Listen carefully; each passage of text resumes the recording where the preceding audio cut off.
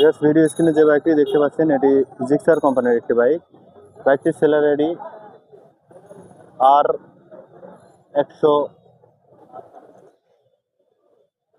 আসসালামু আলাইকুম সম্মানিত ভিউয়ার্স, ভিডিও স্ক্রিনে যে বাইকটি দেখতে পাচ্ছেন এটি জিক্সার কোম্পানির একটি বাইক। বাইকটির seller ID R1110। Gixxer carbureted version.